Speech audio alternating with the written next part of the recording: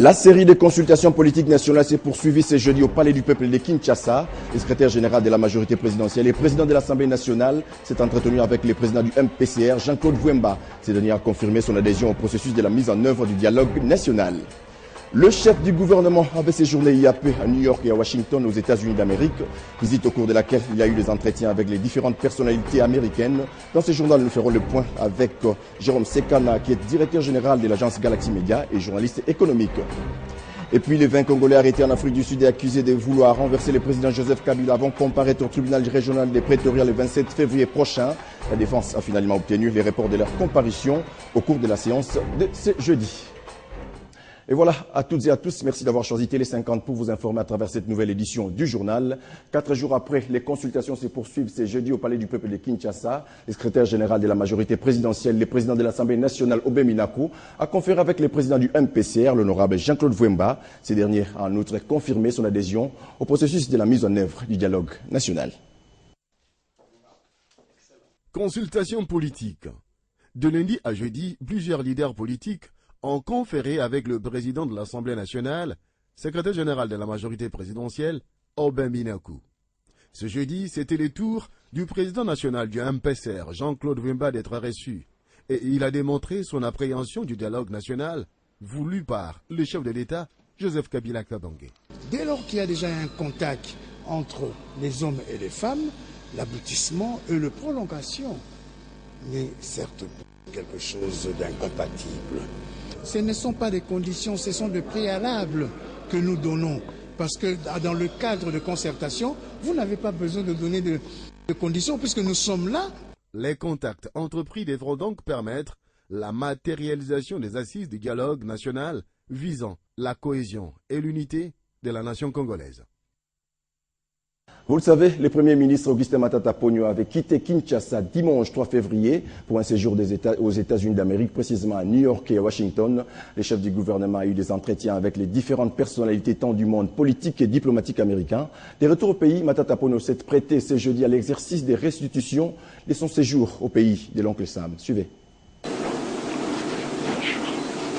C'est un exercice qui petit à petit devient familier au chef du gouvernement, qui permet à la presse de parvenir à la bonne information depuis une source crédible. Aux hommes des médias à cette restitution de son séjour aux États-Unis d'Amérique, la première impression du Premier ministre est de satisfaction. Et pour cause, les avancées obtenues de ces entretiens, notamment avec le secrétaire général des Nations Unies, sur l'accord cadre de sa structure pour la pacification des Grands Lacs, qui devra être signé avant la fin du mois de février. Le secrétaire général nous a rassurés que des progrès énormes ont été accomplis et que l'accord cadre devrait, sauf surprise, être signé bien avant la fin de ce mois. L'on se souviendra que lors du dernier sommet de l'Union africaine, le 28 janvier dernier, l'Afrique du Sud s'était fermement opposée à la signature de cet accord cadre de coopération pour la paix et pour la sécurité des Nations Unies dans la région des Grands Lacs. L'accord cadre, c'est un accord qui va pouvoir cimenter la paix à l'est du pays, parce que c'est sur base de cet accord que devra être montée toute la machinerie qui a pour objectif de consolider la paix à l'est du pays. De ce séjour d'Augustin Matata Ponyo, l'on retiendra surtout cet échange avec Christine Lagarde, directrice générale du FMI. Rencontre qui confirme la relance des relations entre la République démocratique du Congo et l'institution, qui devront entamer très prochainement des discussions en vue d'une reprise effective de coopération. C'est entre le 3 et le 9 février dernier qu'Augustin Matata Ponyo, Premier ministre de la RDC, a séjourné au pays de l'oncle Sam avec ce double objectif. Mais au siège des Nations Unies, comme l'a fait lui-même savoir à cette rencontre avec la presse, le Premier ministre a également plaidé pour le renforcement du mandat de la MONUSCO. La RDC souhaite que cette force d'interposition dans la rébellion qui s'écoule est du pays devienne une force d'intervention pour l'aider à mettre fin à une agression caractérisée du Rwanda via la rébellion du mouvement du 23 mars dans l'est de la République démocratique du Congo. Nous vous l'annoncions à l'ouverture de ce journal. Jérôme Sekana est notre invité. Avec lui, nous allons faire le point sur les séjours de travail de Matata Ponyo aux États-Unis. Jérôme Sekana, bienvenue. Vous êtes journaliste économique, mais aussi directeur général des Galaxy Media. Merci Marlon. Alors, première question, comment avez-vous jugé les déplacements des Matata pour les États-Unis d'Amérique? Je vais paraphraser quelques compatriotes que nous avons rencontrés au niveau du centre Wilson à Washington, qui ont qualifié le Premier ministre Augustin Matata Ponyo d'un Premier ministre providentiel, dans la mesure où il a tenu un langage clair et précis au cours de cette mission. Et même les compatriotes qu'on appelle combattants ont applaudi des deux mains. J'ai vu les gens pleurer dans la salle parce qu'ils étaient pleins de joie de voir que cette fois-ci, il y a un gouvernement qui essaie de déverrouiller les systèmes mis sur pied par les ennemis de la République démocratique du Congo. Donc il a convaincu non seulement aux Nations Unies, mais également à Washington. Aux Nations Unies, où il s'est entretenu avec le secrétaire général des Nations Unies, Ban Ki-moon, ils ont parlé de la paix, le renforcement du mandat de la MONUSCO, mais également le déploiement des drones. Donc notre pays bénéficiera des drones qui surveilleront 24 heures sur 24 nos frontières, et en tout cas même la réforme de nos forces de sécurité était à l'ordre du jour, et c'était un contact très riche en informations, dans la mesure où les ambassadeurs des pays qui siègent au Conseil de sécurité des Nations Unies ont été reçus, à l'exception bien sûr de l'ambassadeur de la Chine qui n'était pas présent, mais nous avons vu Madame Susan Rice des États-Unis, il y a également l'ambassadeur de la France, l'ambassadeur de la Russie qui a dit, en tout cas, le Premier ministre a apporté suffisamment de lumière au dossier du conflit armé en République démocratique du Congo, et que la Russie est même déterminée à pouvoir appuyer les efforts de paix. Et c'est le leadership du président de la République, Joseph Kabila Kabange, qui a été mis en exergue au cours de ces assises. Le Premier ministre a expliqué à ses interlocuteurs que le président veut la paix, parce que sans la paix, on ne peut pas reconstruire ces pays continents. Donc on peut dire aujourd'hui qu'il n'y aura plus des zones d'ombre qui vont persister par rapport à... Écoutez, les zones d'ombre demeureront. Nous devons nous battre. Nous devons nous battre parce que ce que le gouvernement Matata veut changer ne date pas d'aujourd'hui. Vous savez qu'il y a eu un système qui a été mis sur pied pour essayer de mentir, un système de mensonges.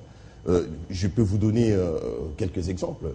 Au centre Wilson, lorsque le Premier ministre a expliqué aux compatriotes ce qui se passe réellement, les vrais enjeux de la guerre, quand il a dénoncé le fait que c'est le Rwanda qui finance et qui soutient le M23, dans la salle, il y avait l'ambassadeur du Rwanda qui s'est levé et qui voulait essayer de contredire le Premier, mais il a été hué dans la salle.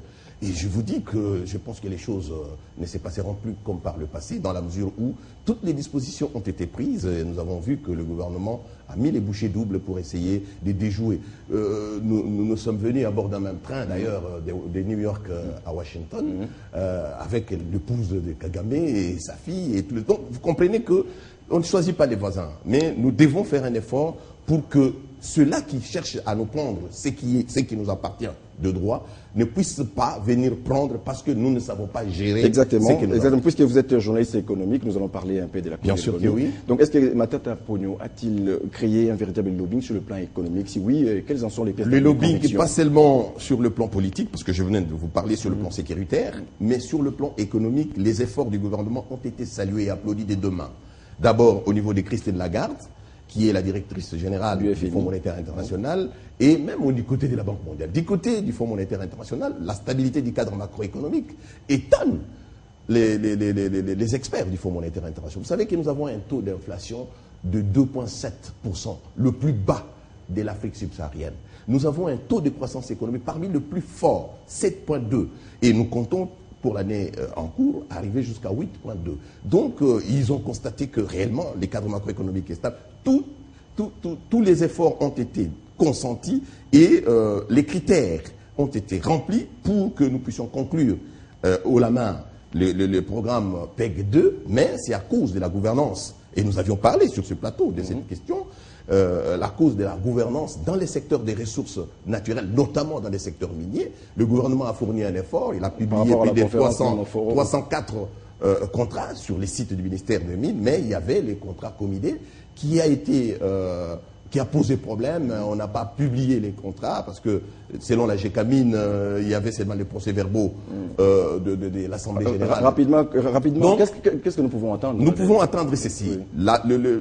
En bref, le Fonds monétaire international est d'accord. Il dit que doit continuer à travailler avec la République démocratique du Congo et sur base des efforts qui sont déjà là.